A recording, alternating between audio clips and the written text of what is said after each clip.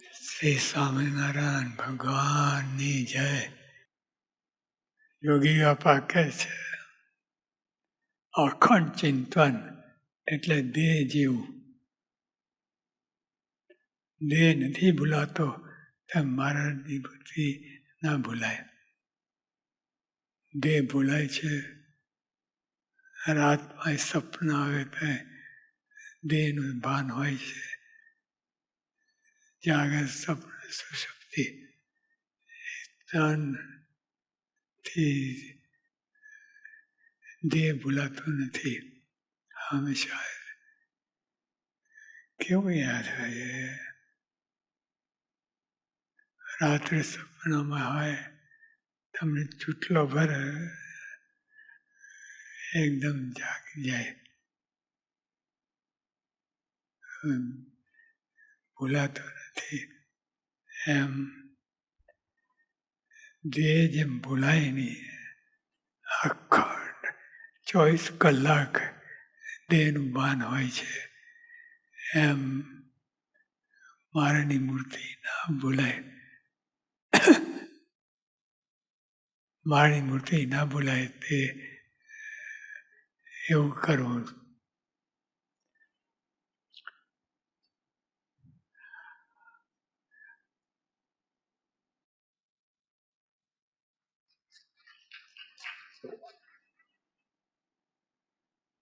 મૂર્તિનું ચિંતન કેમ નથી રહેતું? મૂર્તિનું ચિંતન કેમ નથી રહેતું? એવો પ્રશ્ન આવે. તે શ્રદ્ધા નથી.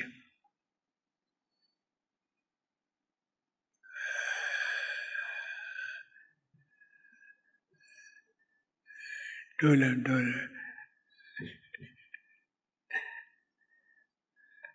મૂર્તિ કેમ નથી? તે શ્રદ્ધા નથી. શ્રદ્ધા હોય તો કેમ ના રહે? શ્રદ્ધાથી માઇક દેહનું ચિંતન હોય અને આમ આપણે રાચીએ છીએ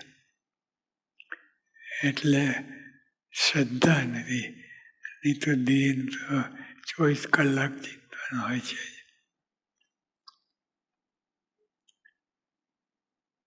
અમલમાં આવે તે શ્રદ્ધા. અમલમાં આવે તે શ્રદ્ધા. જે વાત અમલમાં દેહનું અમલ 24 કલાક હોય છે એટલે દેહમાં શ્રદ્ધા.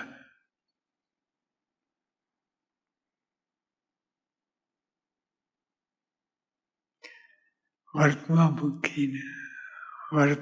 મૂકીને પારાયણ કરે તે શ્રદ્ધા. એટલે ટૂંકમાં અહીં વર્તન સિવાય બીજી વાત જ નથી. સત્સંગ એટલે વર્તન. સત્સંગમાં એન્ટર થયું એટલે તમે શ્રદ્ધા જાગે છે.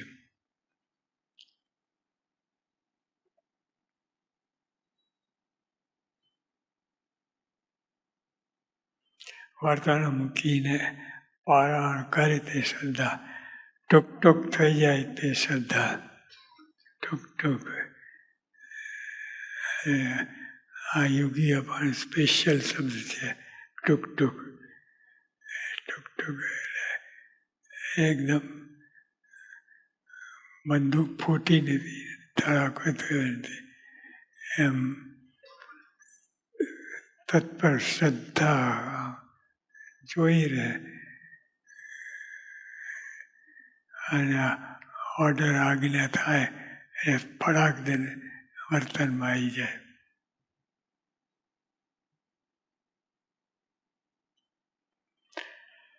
મહાત્મા પૂરું પર સમજાવવાનું હોય તો આજ્ઞા લુપાય નહીં.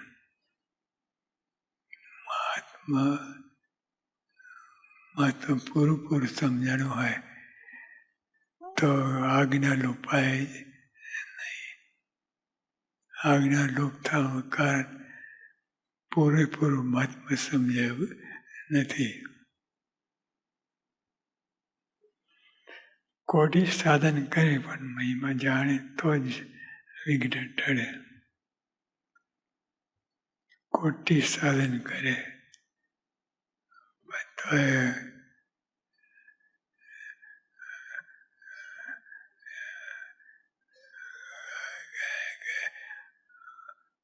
all goes in vain.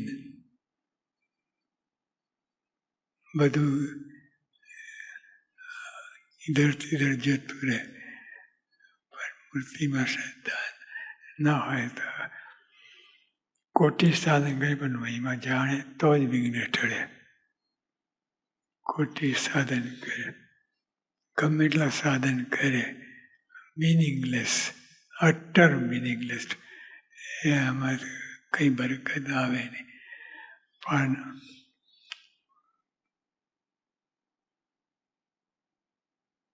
કોટી સાધન કરે પણ મહિમા જાણે તો જ વિઘ્ન ટળે. મહિમા જે વાતનો મહિમા હોય એમાં દિલ ચોંટીએ તો બધું ફર્સ્ટ ક્લાસ સિનરી હોય છે. પણ મન ન ચોંટે તો બધું કોરે કોરું ધાકોળ જતું રહે.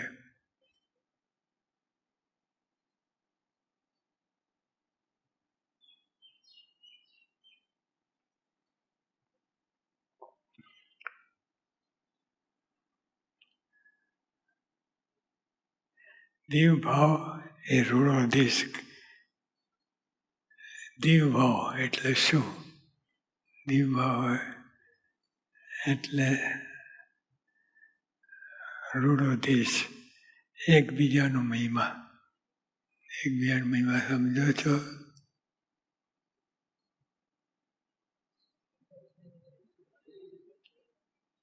બસ પોતપોતાના સ્વમાં લીન. બીજાનો મહિમા એ સમજે. આપણે શું લેવા દેવા એવું કે. પણ આજ્ઞા પાય દીવ ભાવ એ રૂડો દેશ, એકબીજાનો મહિમા, સંગઠન. સંગઠન તો છે જ બધા, એટલે તો ભેગા આવ્યા છો. સંગઠન ન હોય તો તડફડ થઈ જાય. કોઈ કોઈ પૂછે નહીં કલ્યાણ કેમ થાય, એવું થઈ જાય. સંગઠન તો છે બધા એકબીજાની મુઠપ ખંભી. એકબીજાની મુઠપ ખંભી. કોઈનો મહિમા કહેવાય તો પ્રેમથી સાંભળવી. ઓહો, બહુ સારું કર્યું. પણ આપણે હવે આમાં શું હું કરી શકું છું એ નોનસેન્સ. સત્સંગમાં it is nonsense, utter nuisance. માત્ર નિર્ભર એકબીજાની મહિમા સંગઠન, એકબીજાની મુઠપ ખંભી. મુઠપ ખમાય નહીં. કોઈ કોઈ મહિમા કહેવાતો હોય હવે તો હું કરી શકું છું. એમાં શું નાનું બાળક એ કરી શકે. એ બધું એ ઈર્ષા બોલે છે. એ મહિમાથી પ્યોર ઈર્ષા હોય તો આવા બધા શબ્દો નીકળે. સંતનો સમાગમ થાય તે રૂડો દેશ. સંતનો એટલે એકાંતિક સંતનો સમાગમ થાય જે તમને પુષ્ટિ આપે, સત્સંગ કરવા માટે પ્રેરણા કરે, એ રૂડો દેશ. એવું થાય એટલે આગળ વધાય. અને આવું ના તો પાછા પડાય. એકબીજાને ખોદે, એકબીજાને મહિમત ના હોય. એમાં શું હું કરી શકું, એ બધું થાય. સત્સંગી તરીકે સત્સંગ તરીકે આ ન બકે. તે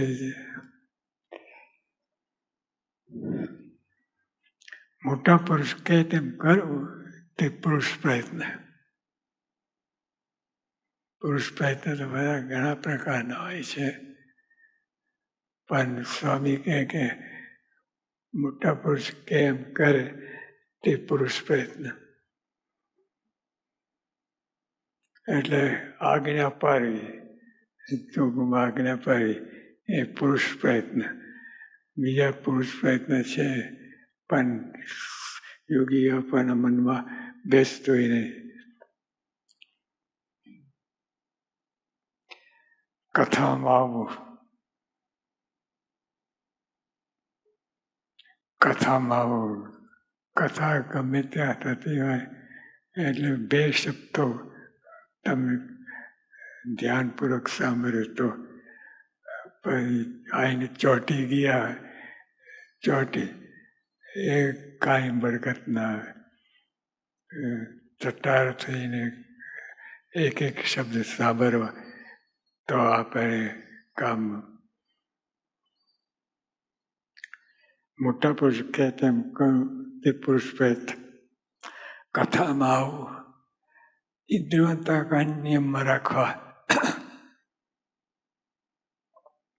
એ તો સાધના છે, સાધના છે.